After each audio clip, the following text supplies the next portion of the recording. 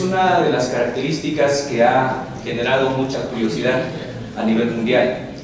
Se habla mucho de las pirámides, los misterios que tienen las pirámides de Egipto, se habla de culturas milenarias, incas, aztecas, mayas, que tenemos evidencias de lugares que para muchos aún no tienen explicación. Y entonces ahí surge un fenómeno de muchas personas que empiezan a cuestionar diversos aspectos de nuestra historia. El año 2016 tuve la fortuna de participar en una investigación donde recuperamos y dimos a conocer la existencia y el hallazgo de unos extraños cuerpos desecados en la zona de Nazca, Palpa.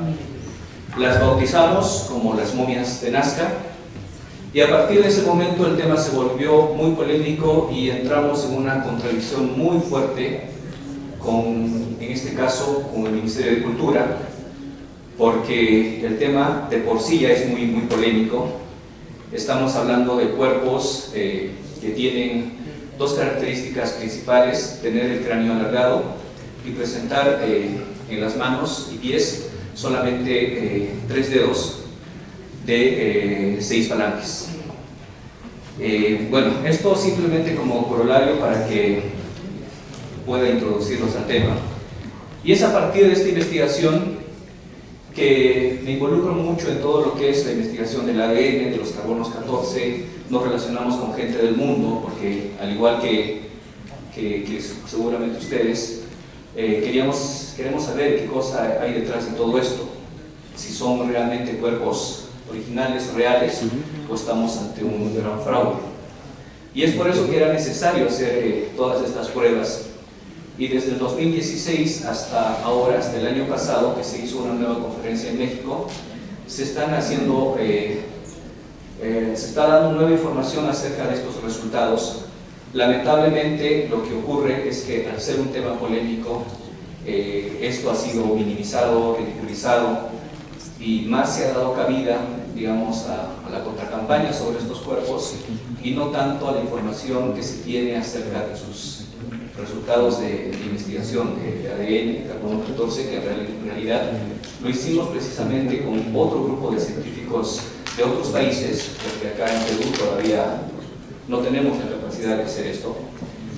Entonces, a partir de eso, me involucro en todo lo que es la ufología, pero tengo que aclararles que no soy ufólogo, sino que toda esta investigación a mí siempre me llamó la atención. Yo vivo en Cusco, he nacido en Cusco, siempre he recorrido todos estos lugares, y por supuesto que por parte de papá, soy inqueño también, y siempre me fascinaron, al igual que mucho, las misteriosas líneas de Nazca. Y en base a las líneas de Nazca es otra de las polémicas que se halla, porque para muchos sería un resultado de una cultura que dibujó figuras gigantes. Algunos dicen que podrían ser aeropuertos espaciales, otros que eran mensajes para gente que viene del universo. Entonces, a partir de ahí se genera toda una especulación y todos unos mitos, ¿no? O sea, no hay hasta ahora la certeza realmente qué pasó ahí. Entonces, esta investigación lo que me lleva es a involucrarme en el mundo de la ufología. Y en la ufología lo que vemos es que hay un mercado importantísimo de segmento de público que está buscando, que quiere saber, que quiere conocer este tipo de lugares. Hay canales de televisión de cable dedicados exclusivamente a investigar todo esto, y hay reconocidos personajes que siempre están, digamos, a contracorriente, tratando de dar a conocer estas cosas que la gente normalmente denomina como los aliens o como los ovnis, ¿no?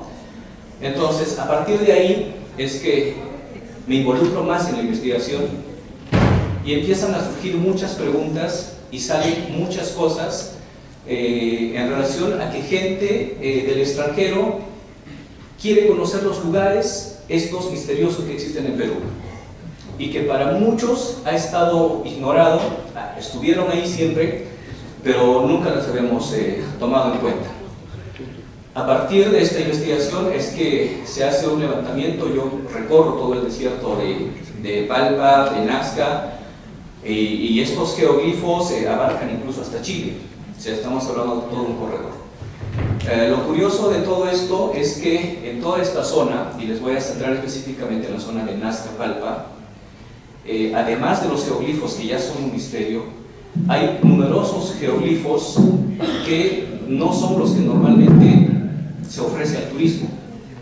Si ustedes han tenido referencia de lo que es las Biblias de Nazca, seguramente que han visto el colibrí, han visto el mono, han visto la figura de la araña, y lo que más llama al misterio es un personaje que parece ser un ser que está con un traje espacial y que está con la mano apuntando al cielo.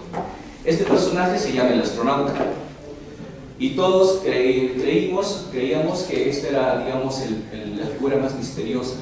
Sin embargo, existen muchas más figuras que en realidad nunca han estado porque nunca se han mostrado, porque la gente, la gente del lugar no sabe dar una explicación.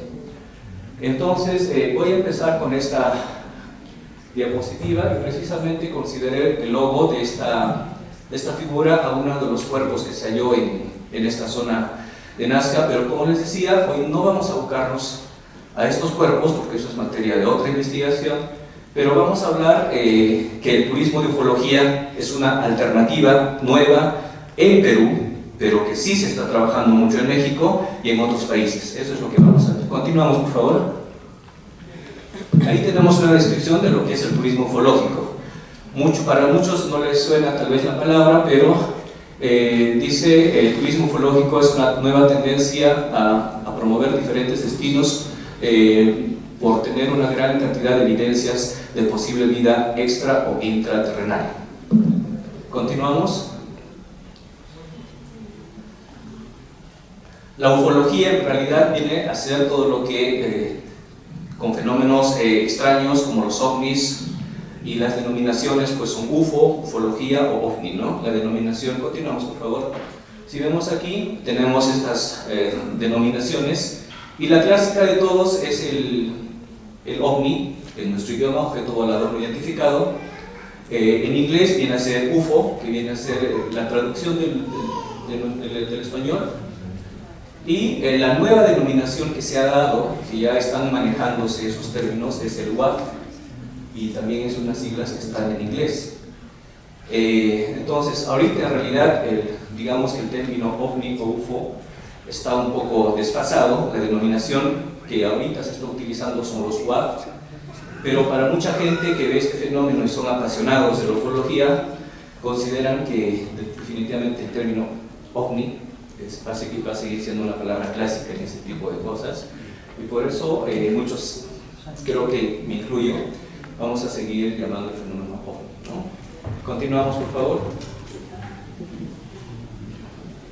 El turismo, la historia del turismo ufológico en realidad nace, como dice en la figura, por un extraño acontecimiento que ocurrió en Estados Unidos, al cual llamamos el fenómeno del caso Roswell. El caso Roswell, bueno, es un lugar en el desierto en Norteamérica donde se habla de que un OVNI, un objeto volador, se estrelló, y ahí sale el primer reporte de estos objetos voladores. Se afirmó en un principio que eran discos voladores, que se habían recuperado cuerpos, se habían recuperado algunos objetos de esta nave siniestrada. Y la polémica nació aquí, porque precisamente después de este fenómeno, el propio gobierno, a través de los militares, desterraron esta historia, anunciando que era un globo meteorológico. Y a partir de ese momento empieza la historia, digamos, de la gente que busca este tipo de aventuras en la ufología, de conocer estos tipos de fenómenos, ¿no? Continuamos, por favor. El turismo ufológico es una tendencia en auge, precisamente porque cada vez son más las evidencias, más gente cree en estas cosas, y mucha gente en los últimos años se está animando a hablar que ha tenido algún tipo de experiencia, algún tipo de visión, y hay lugares muy especiales en algunos lugares Y la zona de Nazca y Palpa, por eso yo tengo centrado, porque para mí esta zona de Nazca y Palpa es especial para hacer este tipo de turismo, porque además de ser una zona de misterios, con los geoglifos que ya de por sí son un misterio, también hay que considerar que de una encuesta que hice, reduciéndolo a un número de 10 personas, increíblemente 8 personas en Nazca han tenido algún tipo de visión o han visto luces, siempre tienen una historia que contar. Entonces, esta gente nunca hablaba porque decían que estaban locos, nadie los creía, se burlaban de ellos, pero ahora comienzan a hablar, a dar a conocer sus historias. Y estas historias rápidamente se difunden por las redes sociales, y ahí es donde se genera la atención del público de este mercado de ufología hacia esta parte del Perú. Y en Perú no tenemos todavía desarrollado esta actividad, pero sí hay lugares donde se está trabajando este tipo de turismo, y precisamente no es porque tengan evidencias concretas, sino que hay muchos lugares que incluso manejan un turismo ufológico, pero basado en rumores o en suposiciones de que encontraron una huella en un cerro quemado, y que presumen que es la huella de un ovni que pudo aterrizar. Lo concreto es que no hay nada cierto, pero la gente ha aplicado un sistema de marketing y la gente va a estos lugares y generan un movimiento económico. Entonces, esa es la propuesta de ahora, de considerar que el turismo de ufología es una propuesta en auge. Continuamos, por favor. Con la aparición de todo este fenómeno y la aparición de canales internacionales que dedican su programación a este tipo de cosas, y ahora hace poco, si uno sigue el caso de lo que se pronuncia NASA, de lo que se pronuncia los militares, ya hay de alguna manera cierta apertura a este tipo de temas, porque ya lo están aceptando. Ya lo están aceptando, y esto está haciendo de que la gente se interese un poco más en este tipo de cosas, porque yo estoy seguro que aquí en la sala también hay personas que tienen cierta curiosidad por estas cosas, y una muestra de ello es que podemos ahora en Nazca y Palpa conocer estas evidencias que realmente son muy extrañas y muy misteriosas, que la misión de este tipo de turismo es para que el público dedicado a este segmento pueda por sus propios medios validar sus interpretaciones o su manera de cómo enfrenta o cómo acepta este tipo de cosas, ¿no? Obviamente este no es un turismo convencional, porque el turista convencional va a preferir de repente un turismo clásico, pero el turismo que está en busca de evidencias extrañas precisamente viene en busca de estos lugares, y no lo habíamos considerado hasta que realmente apareció esto de las momias de Nazca, y esto trajo consigo que, dejando de lado las momias de Nazca, hay todo tipo de evidencias que nos hablan de que este lugar de Palpa y Nazca era un lugar muy extraño, y que posiblemente para muchos que estudian el fenómeno de la ufología podría darnos muchas respuestas a los orígenes de nuestra civilización. Continuamos. Entonces, aquí por ejemplo, dice: el turismo ufológico consiste en viajar y hacer conocer diferentes destinos que son conocidos por presuntas apariciones de objetos voladores, ¿no? Entonces, esta figura que tenemos de ustedes del lado izquierdo es una fotografía o montaje que suele usarse en redes sociales para atraer la atención del público, pero sin embargo esta figura de la derecha es un geoglifo. Es un geoglifo que está ubicado en la zona de Palpa. Es un geoglifo que ha existido ahí muchísimos años, nadie le ha dado vigencia. Es más, el turismo que se hace a la zona de Nazca y a los sobrevuelos no pasan siquiera por este lugar porque no los consideran necesarios, pero los investigadores, la gente que ve y la gente que está relacionada con esto de la ufología considera que esto podría ser, además del astronauta, que como les decía es la única evidencia que, digamos, la gente acepta, para otros esto podría ser la representación de lo que es un objeto volador que está o despegando o aterrizando aterrizando, ¿no? Entonces, solo que esta versión solamente surge de la gente que está involucrada en esto de la ufología, porque la ciencia normal, los arqueólogos, más bien a esta figura le han denominado como el tupu o el tumi. El tupu es una especie de aguja que usaban los incas con una media luna. Entonces, para los ufólogos consideran que esto no tiene nada que ver con un tupu ni menos con un tumi, y podría ser la representación de estas naves que en algún momento pudieron haber llegado aquí, ¿no? Continuamos. Veamos rápidamente algunas cosas que pasan en el mundo. El caso Roswell, como vemos ahí, data de 1947, y lo que tenemos ahí en Roswell son solamente algunos letreros, un pequeño lugar, pero la gente viaja a este lugar porque la magia de estar en Roswell para los ufólogos es como para cualquier otro turista conocer Egipto, las pirámides, Machu Picchu. Para un turista relacionado a la ufología, pues visitar Roswell es lo que digamos ha esperado por mucho tiempo, ¿no? Entonces, Roswell es uno de los lugares que trabaja mucho y donde va mucho de turista relacionado con el tema de la ufología. Y hacen, incluso organizan eventos, actividades, pasacalles, y han generado toda una temática en ese aspecto, y a veces lo único que se encuentra son tiendas con pequeños muñequitos, pequeñas naves, pero ya genera un movimiento económico. Continuamos. Esto, por ejemplo, dice el Área 51 en el desierto de Nevada, como les he dicho, y existe también la carretera de los extraterrestres. Dice, los turistas se acercan a la zona y suelen acudir a la localidad de Rachel, que solo cuenta con 50 habitantes y que está considerada como la capital mundial de los ovnis. Allí solamente existe un bar, un restaurante y un hotel llamado Little Alien. Recibe desde años a clientes interesados en el mundo de la ufología y vende productos relacionados. Entonces, este lugar, por ejemplo, tiene un letrero, que es el que estamos viendo, en la carretera, la autopista extraterrestre, y increíblemente la gente va solamente por tomarse esa fotografía con ese letrero. Continuamos.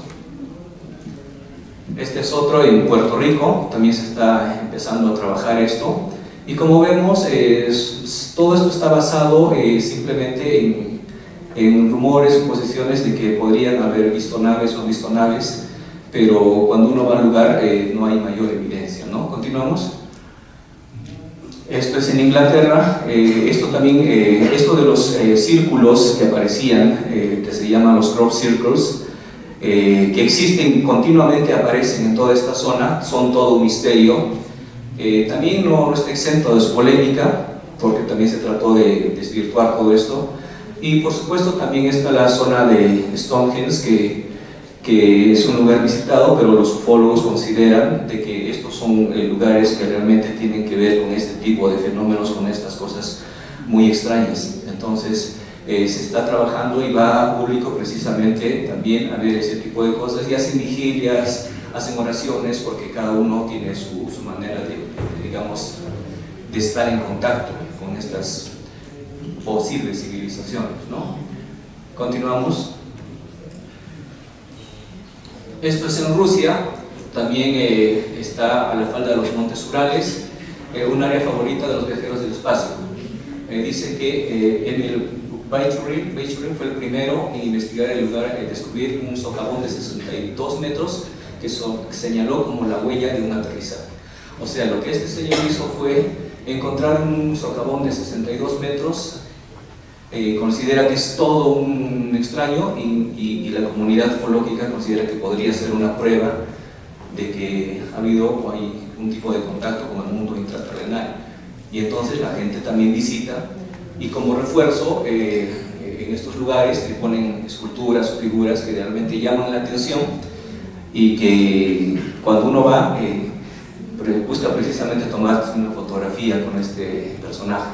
Continuamos. Islas Canarias en España trabajan mucho en esto, vamos a pasar un poquito de largo para continuar.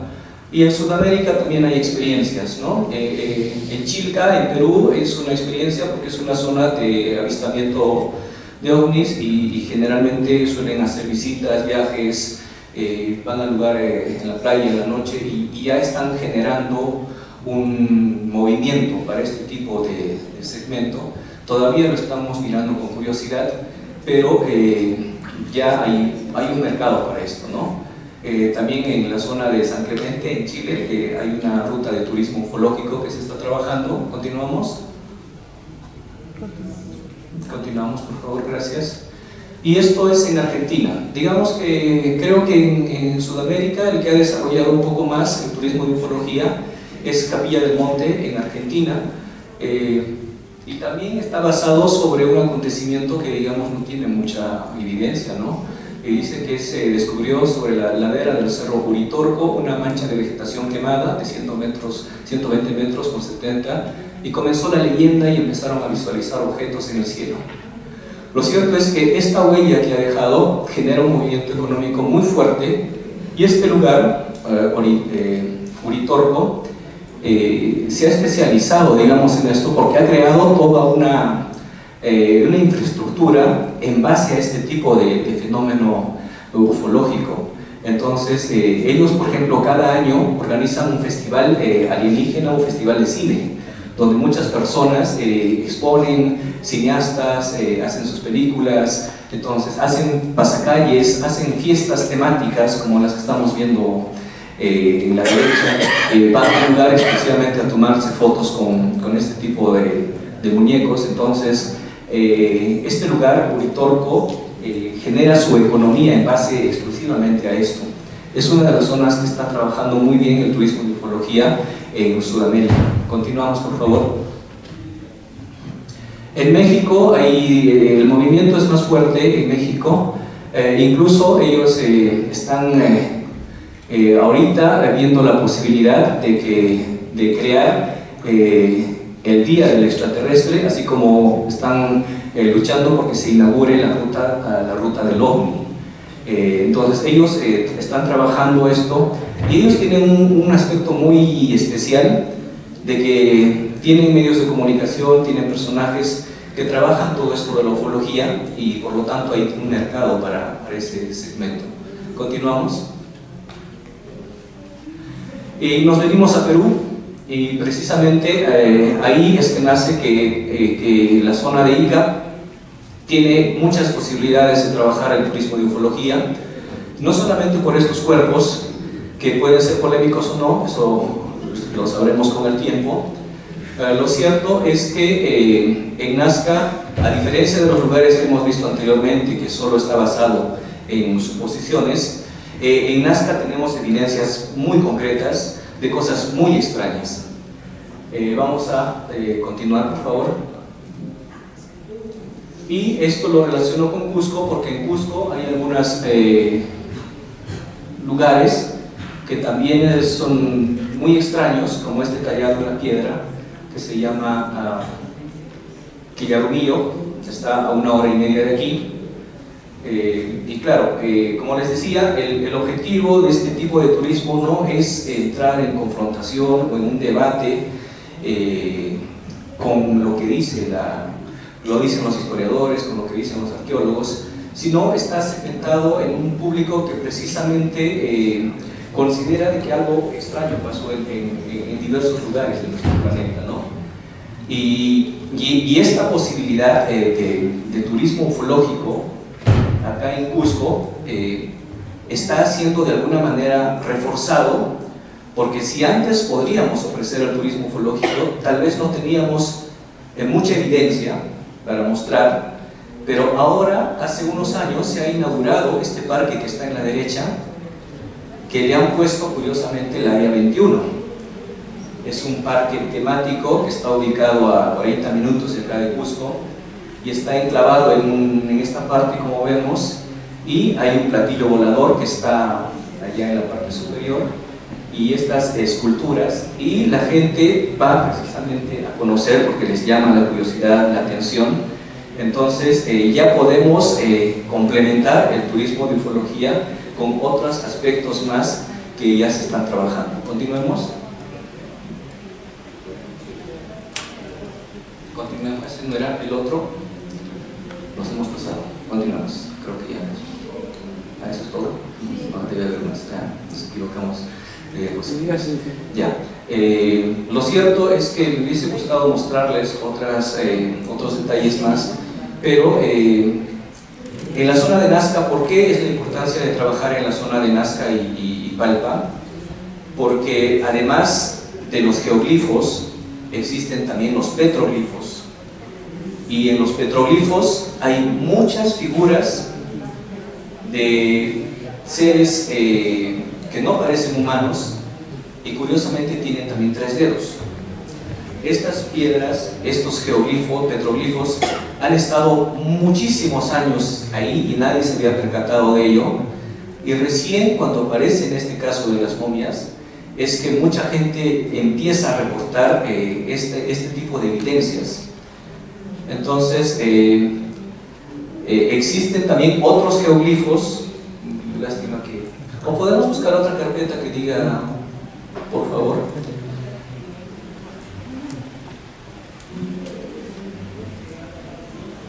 Entonces, estos seres de 3 dedos resulta que no solamente están en los geoglifos, existen en los petroglifos, en los museos, en los huacos, existen evidencias de seres de 3 dedos, y cada vez hay más de este tipo de cosas.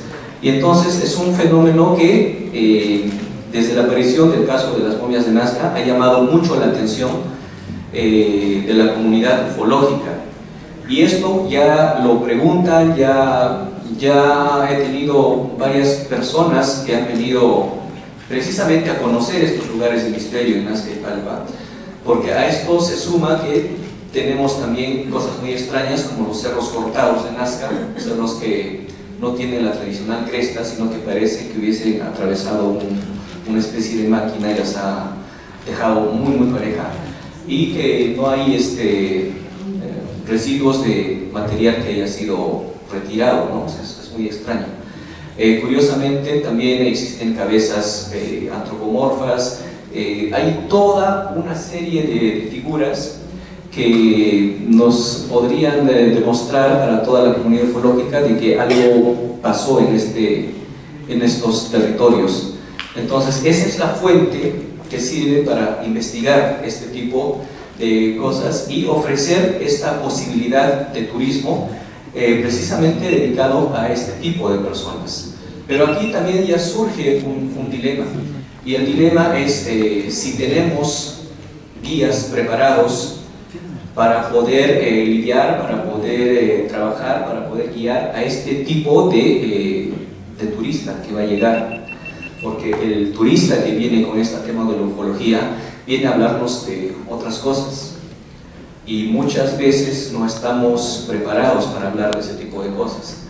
Entonces el corredor Cusco, Nazca y Palpa tienen evidencias que podríamos tratarlos desde este punto de vista de la ufología, y mi experiencia, por ejemplo, cuando ya he conversado, ya he trabajado con grupos que han venido,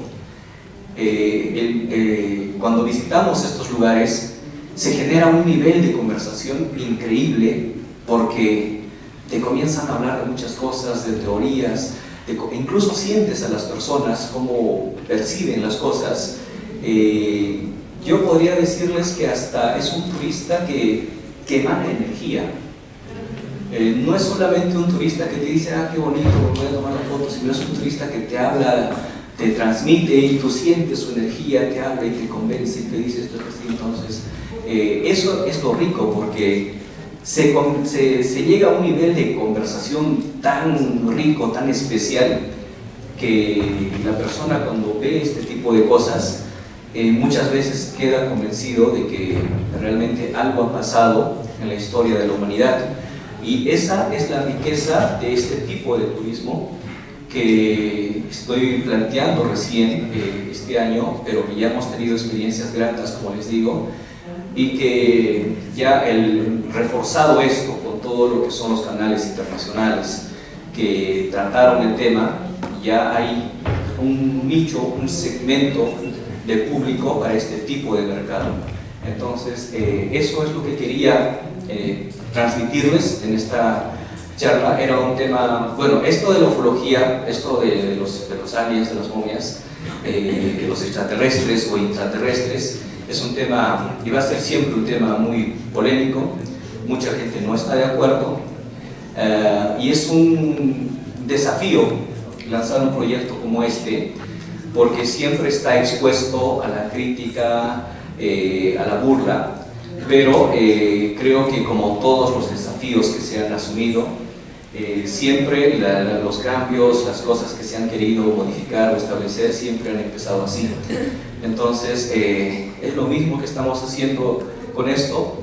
Va a generar, por supuesto, ya está generando polémica, pero también con gratitud puedo decirle que hay mucha gente interesada en esto, mucha gente que quiere conocer estos lugares, mucha gente que incluso vienen con instrumentos, pequeños instrumentos para medir energías, para medir cierto tipo de cosas, y que curiosamente cuando ven estos lugares detectan precisamente esto. O sea, no es que ellos vienen y si no es extraño, pero hay cierto tipo de cosas ahí. Y como les digo, es un tema polémico, y también ha sido polémico y es polémico hablar de este tipo de cosas, y es la primera vez que se habla aquí en Perú de este tema, y también ha sido un desafío, y yo agradezco a Leilis por la confianza, porque en algún momento discutíamos si debíamos considerar este tema como un tema informativo, porque sabemos que hablar de esto genera mucha controversia.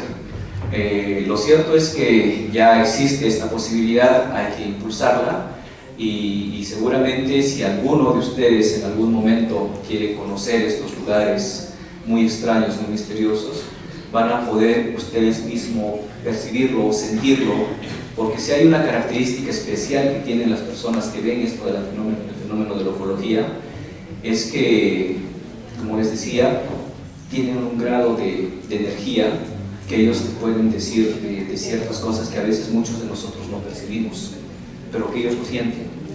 Entonces, el hecho de que yo le pueda estar hablando a un turista de que esto es un lugar así, así, así, no te van a creer, pero si ellos lo sienten, van a estar convencidos. Entonces, como les decía, esta es mi propuesta. Agradezco mucho por haberse tomado el tiempo para escuchar mi participación, y bueno, agradecerles una vez más y decirles de que Cusco está diversificando su oferta turística, y a los grandes atractivos turísticos que tenemos, a las nuevas propuestas que se está haciendo con Leilis o Capayache, también se suma ahora el turismo de ufología en el corredor Cusco y también en el corredor Nazca y Palpa, que son los lugares donde se va a trabajar este tipo de turismo. E increíblemente, por último, para cerrar el tema, en Cusco este tema ha causado mucho interés, pero curiosamente en la zona de Nazca y Palpa, donde hay muchas más evidencias, es donde no le dan mucha cabida y he recibido muchas burlas, pero es increíble el nivel de personas que consideran que nuestra historia pues tiene que ser contada, reescrita, o que al menos mucha información que tenemos de nuestra historia tiene que cambiar, porque hay cosas que hasta ahora no tienen explicación. Muchísimas gracias por estos minutos,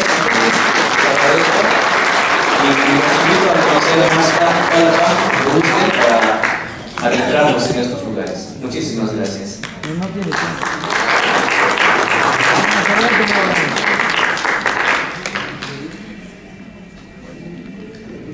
Creo que están preocupados, están sacándose la...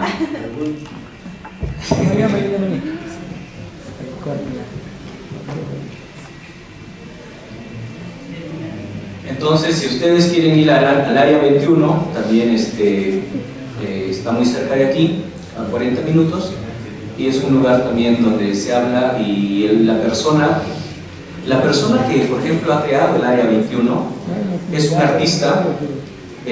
artista que cree en los apus, que cree en las montañas, tiene una cosmovisión, tiene la visión de la cosmovisión andina muy bien cimentada, pero que él considera que los Apus o el Viracocha en realidad tiene un origen mucho más celestial, no es tanto terrenal.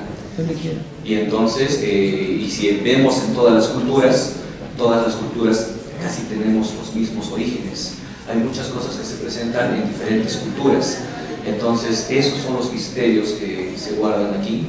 Y si les hablara de las momias es todavía mucho más polémico, mucho más polémico. Ya estamos hablando de ADNs, de cosas que nuestra tecnología ahora creo que no puede todavía realizarlo, pero como les decía, es un tema que lo debatiremos o de repente en el transcurso de estos días con los que están interesados podemos hacer un grupo y les puedo comentar todas las cosas maravillosas y por qué yo considero hasta ahora, después del 2016, que estos cuerpos hallados en Nazca y Palpa son evidencias reales de que no hay hasta el momento una evidencia de fraude. Es más, cuando hicimos la investigación, nuestro primer objetivo era encontrar dónde estaba la falla, dónde estaba el error, y de una vez darlo a conocer que aquí está la prueba de que esto es un fraude. Pero hasta el momento no hay evidencias de ningún fraude. Y cada vez el tema es más polémico, más controversial, porque estos seres tienen cráneos alargados, y curiosamente en toda la zona de Paracas, en el museo, existen los cráneos alargados, cráneos elongados, que son todo un misterio, que se han estudiado hace poco. Un investigador, Brian Forrester, investigó un poco del cabello, del ADN, y resulta que el ADN corresponde a una civilización nórdica. Entonces, ¿cómo es posible encontrar unos cráneos alargados de una civilización nórdica de hace miles de años en Sudamérica, cuando se supone que no había ningún tipo de contacto todavía? Ahora, otra de las cosas que se habló mucho de esto, de los cráneos, bueno, la tendencia de hacer los cráneos alargados era muy común en las culturas antiguas, y los incas lo practicaban también, pero al parecer lo practicaban porque querían emular a algo más que ellos sabían, porque hay una consideración muy especial. En el caso de esta momia que les mostré, también tiene un cráneo alargado, pero la diferencia está en que las suturas del cráneo no son iguales a nosotros. En cambio, un cráneo humano que ha sido modificado, claramente se va a notar el frontal, parietal, toda la formación de nuestros huesos, no. Pero estas momias no tienen esta formación de... Entonces, ¿cómo podríamos considerarlos? El tema del texto de las momias pasó porque cuando sale la noticia, obviamente mucha gente comenzó a hablar de extraterrestres, y en realidad eso es un punto que yo siempre aclaro, de que no podemos afirmar de que son cuerpos extraterrestres. Eso fue parte de una especulación que salió en los medios y se generalizó así. Lo que creo es que es muy probable que tal vez estemos ante evidencias de entidades biológicas aún desconocidas para la ciencia. Determinar que sean extraterrestres es otra investigación, y todavía creo que no estamos preparados, porque tendríamos que tener toda la biología, todo el funcionamiento de uno de estos seres para poder compararlos, pero efectivamente ahora no es posible. Y entonces, si seguimos hablando así, nos vamos a seguir un diálogo. ¿Alguien tiene preguntas? Desde Nazca, una pregunta. Sabemos que el sur de Chile también tiene esta propuesta bastante avanzada. En Chile también el gigante de Atacama es un monumento. Bueno, primero que nada felicitarme. Usted ha tocado un tema muy espinoso para el turismo. No estoy hablando de los antropólogos, ni de los arqueólogos, ni del Ministerio de Cultura para el turismo, ¿no? Porque en el mismo grupo, en el mismo gremio, en la misma colegios profesionales de turismo tenemos ese debate que usted está exponiendo hoy día. Lamento que usted no haya presentado más evidencia de las momias tridáctilas, porque ese es el soporte y esas momias tridáctilas es la materia prima para desarrollar el turismo ufológico a gran magnitud en el Perú. Ya lo han hecho en México. En México tienen un museo de nuestras momias tridáctilas y lo han hecho en otros lugares, están replicando. Entonces mi pregunta es, ¿qué nos está pasando a los del sector turismo, a los profesionales del turismo, y en este caso a los guías de turistas? ¿Por qué estamos adormecidos ante una evidencia? Existe, usted ya lo dijo, no sabemos si serán extraterrestres o no, pero hay cuerpos momificados con 3 dedos, 6 falanges, inclusive con incrustaciones de metales que es difícil que un artesano lo tenga, ¿no? Y lirio, ¿de dónde van a sacar un artesano incrustado dentro del cuerpo? Hay momias que están en gestación. Entonces, ¿qué nos está pasando? ¿Por qué estamos dormidos ante una propuesta? Y usted sabe en Roswell cuántos millones de dólares da ese turismo ufológico que no tiene nada más que figuritas o artesanía que presentar. Nosotros tenemos evidencias, ¿no? Esa es mi pregunta. A su modo de ver, ¿qué es lo que está pasando con nosotros? Bueno, este es un tema en realidad que requiere romper paradigmas, porque no es fácil. Digamos, somos una sociedad que ha vivido siempre con las cosas establecidas, y que de pronto salga alguien a decirte que todo esto que hemos conocido podría cambiar y no es la versión oficial, hace de que la gente no se decida mantenerse al margen de esto. Y eso es lo que también pasa con nuestros guías. Tuve la oportunidad de hacer una charla en Nazca y Palpa, y son muy pocos los guías que están interesados en esto, porque la mayoría sigue pensando que son fraude, que son tonterías. Pero ya he tenido el problema de que un grupo en Nazca ya está buscando este tipo de investigación y no han podido tener un guía que los lleve y les explique este tipo de cosas. Entonces ellos tienen que prepararse, tienen que saber de este tipo de cosas. Y además, como me dijo precisamente un guía también de Nazca, dijo: a mí no me importa que las momias de Nazca sean reales o falsas. Lo cierto es que esas momias pueden generar un movimiento económico aquí fuerte, y si a eso le reforzamos nuestros geoglifos, nuestros petroglifos, los mantos paracas, los telares y otras evidencias más, podemos aumentar una posibilidad más de turismo en Nazca. Porque Nazca solamente en este momento, bueno, les hablo un poco de Nazca. Nazca es una ciudad que tiene toda esta belleza de misterios, pero el turista solo pasa por Nazca, va al aeropuerto, sobrevuela 1 hora y se va. No hay más. Nazca tiene más recurso, pero no lo trabaja, no lo explota. Y todo el tiempo pasa lo mismo que decía un expositor en la mañana. A veces cumplimos el rol de víctimas y esperamos que el municipio, las autoridades, que alguien haga algo, pero a veces no nace el interés por nosotros mismos. Esto va a cambiar. Yo sé que ahorita está en el punto de inicio, pero yo les aseguro que este tipo de turismo va a ser una nueva tendencia, un nuevo auge que se va a explotar muy bien aquí en Perú. Muchas gracias. ¿Alguna otra pregunta? Al respecto, y vamos a convocar por favor al ingeniero.